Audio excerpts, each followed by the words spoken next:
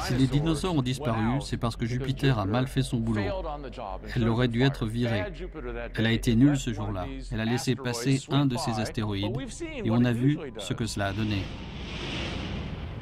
La comète Shoemaker-Levy s'est écrasée sur Jupiter à la fin du siècle dernier. Tel est le rôle de cette planète. C'est important d'avoir une planète comme Jupiter à l'intérieur du système galactique. La plupart des astrophysiciens concentrent leurs efforts dans la recherche de mondes situés dans la zone habitable, autour d'une étoile. Mais Ward et son co-auteur pensent que la position de la planète à l'intérieur de la galaxie est également un élément important. C'est pour cela que nous avons défini ce que nous appelons la zone galactique habitable, une zone à l'intérieur de la galaxie qui n'est ni trop proche ni trop lointaine. C'est la zone que nous appelons Goldilocks dans notre galaxie.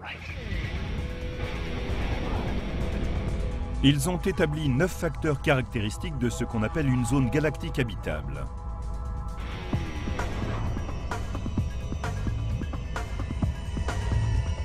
La position de la Terre dans la Voie lactée a été prise en compte. Elle est à l'écart des étoiles à neutrons mortels, des trous noirs et des funestes sursauts gamma.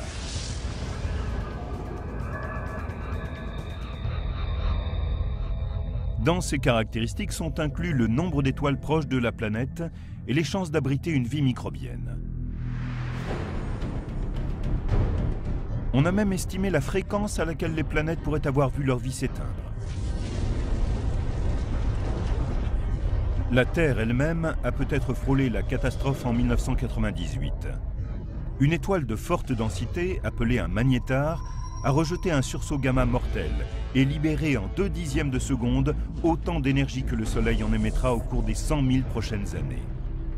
Par chance, ce magnétar était situé à 20 000 années-lumière de la Terre. Il y a une question à se poser. Que se serait-il passé si ce magnétar s'était trouvé non pas à 20 000 années-lumière de la Terre, mais à 10 000? S'est-il déjà produit un événement à quelques centaines d'années-lumière seulement? Dans ce cas, de nouveaux calculs suggèrent que cela pourrait déséquilibrer notre atmosphère en une seule explosion. Et ensuite, je ne peux plus respirer.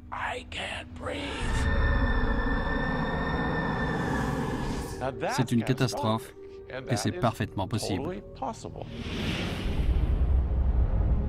Les humains ne sont peut-être que le résultat d'un coup de chance cosmique. Les hypothèses optimistes de l'équation de Drake ne tiennent pas la route face à ce que les spécialistes ont appris au cours des dernières décennies. L'équation de Drake était une construction remarquable, mais elle a été élaborée dans les années 60. Nous avons donc ajouté des éléments qui n'étaient pas connus à l'époque, et je pense que cela la rend plus fiable. Et finalement, cela réduit les hypothèses, et je pense que le chiffre de millions de civilisations avancées ne peut plus être défendu. Combien pourrait-il y avoir d'autres terres abritant des civilisations avancées dans notre Voie lactée? On m'a déjà demandé de nombreuses fois de faire une prédiction, et disons qu'il y en a une à laquelle je consens. Il peut y avoir plus d'une civilisation, mais moins d'1 million. Les astrophysiciens concentrent leurs recherches sur la découverte d'autres planètes comme la Terre, et ils pourraient finalement trouver une autre civilisation. Mais déjà, l'exploration d'autres terres pose d'immenses défis techniques aux spécialistes. Contrairement aux étoiles qui ont pu être cataloguées, les planètes ne peuvent être aperçues avec la technologie actuelle. Une planète, quand elle est à des années-lumière, est presque au sommet de son étoile quand on la voit de l'extérieur du système solaire. Et le pire, c'est qu'une planète semblable à la Terre, mais plusieurs fois plus grande, ne reflète qu'une quantité infinitésimale de la lumière de son étoile. Nous avons ainsi une étoile brillante et une planète 10 milliards de fois plus pâle. Pour beaucoup d'entre nous, il est difficile d'imaginer ce qu'est réellement 10 milliards de fois. Mais prenons une luciole, une toute petite luciole avec une lumière très faible, et supposons que cette luciole tourne autour d'un phare.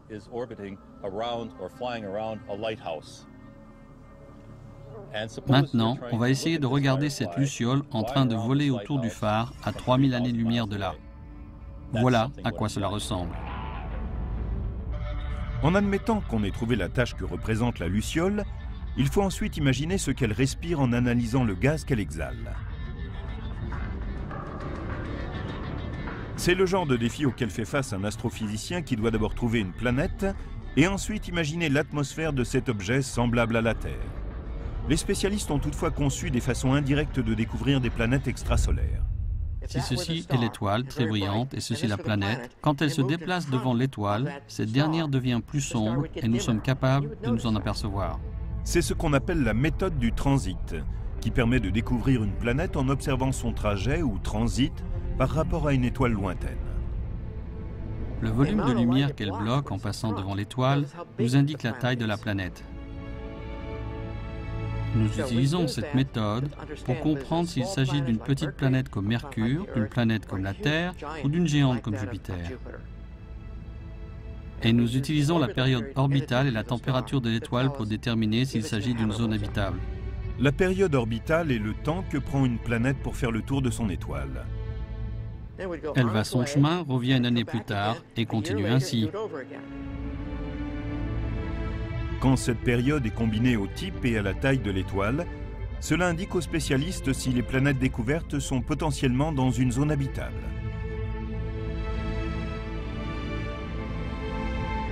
La méthode du transit fonctionne si l'observateur ou le télescope est dans le même plan que l'étoile et ses planètes.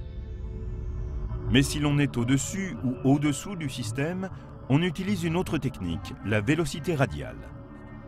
Cette méthode dépend de l'observation attentive d'une étoile lointaine. Il s'agit de voir si elle est tirée en avant et en arrière par la force gravitationnelle d'une exoplanète invisible. Les astrophysiciens peuvent utiliser cette information pour imaginer les caractéristiques de l'exoplanète qui influence l'étoile. Équipés de ces outils, ils trouvent des centaines de planètes, et parmi elles, certaines dont ils n'ont jamais rêvé. Des super-terres, des Jupiters brûlantes, et même de proches cousines de notre Terre.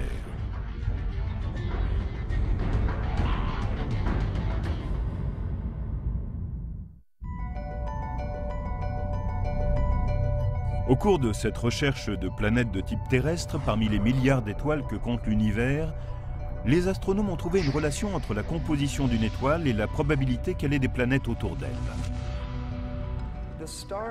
Certaines étoiles sont constituées d'éléments lourds comme le fer, le nickel ou le silicone, et ce pour une bonne raison. Elles se sont formées à partir de nuages moléculaires de la Voie lactée qui se sont effondrés pour former une étoile. Dans ce processus, elles ont laissé autour d'elles de la matière placentaire qui s'est parfois coagulée en planètes. Il est évident que les étoiles qui comprennent beaucoup d'éléments lourds formeront des planètes qui en prendront également en quantité. La proportion d'éléments lourds dans une étoile est appelée sa métallicité, ce qui ne signifie pas forcément qu'elle contient beaucoup de métal au sens habituel. Pour un astrophysicien, un métal est tout élément plus lourd que l'hydrogène ou l'hélium. De ce fait, le lithium est un métal, le soufre est un métal, le chlore est un métal, et pas seulement le fer, l'or ou l'argent. Une exoplanète semblable à la Terre ne doit pas seulement avoir des éléments lourds dans sa composition et se situer dans la zone habitable d'une étoile. Elle doit aussi être de la taille qu'il faut pour abriter des formes de vie. Cela signifie que sa taille doit lui permettre d'avoir une atmosphère, un système de tectonique des plaques et des volcans, ces points étant essentiels pour réguler la température. Pour que cela soit possible, les spécialistes estiment qu'une planète doit faire au minimum un tiers de la masse de la Terre. Et à l'autre bout de l'échelle, elle ne peut pas excéder 10 fois la masse de la Terre. Ce n'est qu'au cours de la dernière décennie que l'existence d'exoplanètes est passée de la théorie à la réalité. Il y a un peu plus de 10 ans, nous ne connaissions aucune planète extrasolaire. Nous ne connaissions que celles qui tournaient autour du Soleil. Maintenant, nous avons découvert qu'il y en avait autour d'autres étoiles. Et ce qui est passionnant, c'est que certaines sont peut-être habitables et qu'il y a une chance qu'elles abritent une forme de vie. Parmi les centaines d'exoplanètes déjà découvertes, certaines pourraient ne pas avoir le profil familier de celles du système solaire. Nous avons trouvé d'étranges Jupiters qui orbitent très près de leur étoile.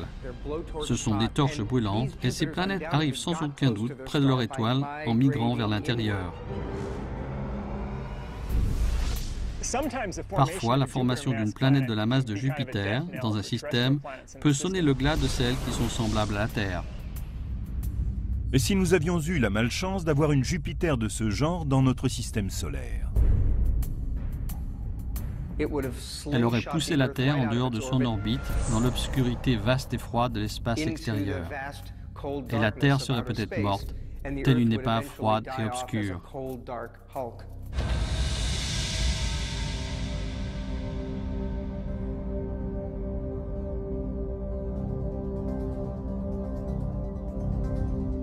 Plus de 300 exoplanètes ont été repérées et on en découvre constamment. Mais la majorité ne sont que de monstrueuses géantes gazeuses énormes qui ont peu de chances d'être semblables à la Terre. Dans la constellation de Pégase, à environ 50 années-lumière de la Terre, se situe la planète 51 Pégasi b. Cette géante gazeuse est aussi grande que Jupiter, mais comme elle orbite beaucoup plus près de son étoile, elle est la première à avoir été découverte en dehors de notre système solaire. Elle fait le tour de son étoile en 4 jours seulement.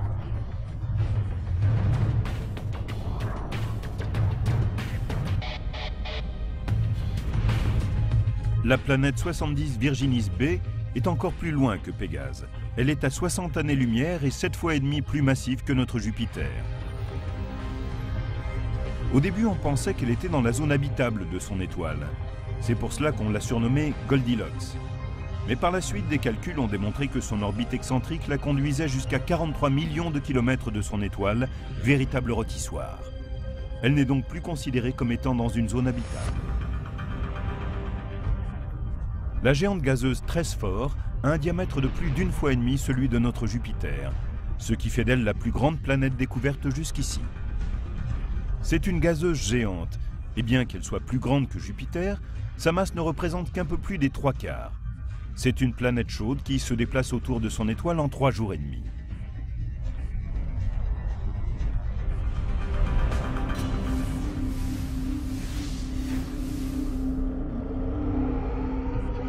Les astrophysiciens n'ont pas découvert de planète comme la Terre en dehors de notre système solaire, parce qu'ils ne sont toujours pas en mesure de détecter des planètes rocheuses relativement petites comme elle. La technologie n'est pas encore au point. Mais ils ont eu plus de chance en ce qui concerne les super-terres. En réalité, on a pu découvrir des planètes susceptibles de se trouver dans une zone habitable autour d'autres étoiles. Il y a un exemple classique, c'est la planète Gliese 581c.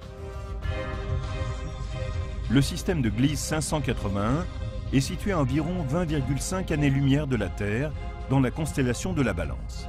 Gliese 581 fait 5 fois la masse de notre Terre.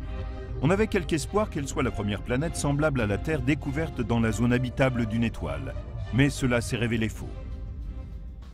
Elle ne correspond pas tout à fait aux critères. Au lieu d'être une super-Terre, ce serait une super-Vénus. Elle serait comme notre Vénus, mais plus chaude, avec une température possible de 600 degrés. Et elle serait également plus massive que Vénus. Mais Gliese 581c a une parente un peu plus lointaine et plus froide. C'est Gliese 581d. Celle-ci est localisée aux confins de la zone habitable, là où il fait plus froid. Quand on la regarde au début, on se dit qu'elle est un peu trop froide, mais il s'avère que si la planète possédait suffisamment de gaz à effet de serre, elle pourrait être assez chaude.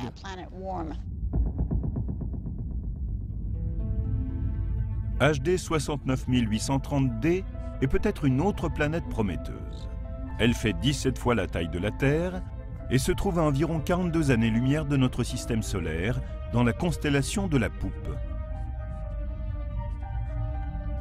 HD 69830d est une planète où la vie pourrait apparaître parce qu'elle possède à peu près la bonne température.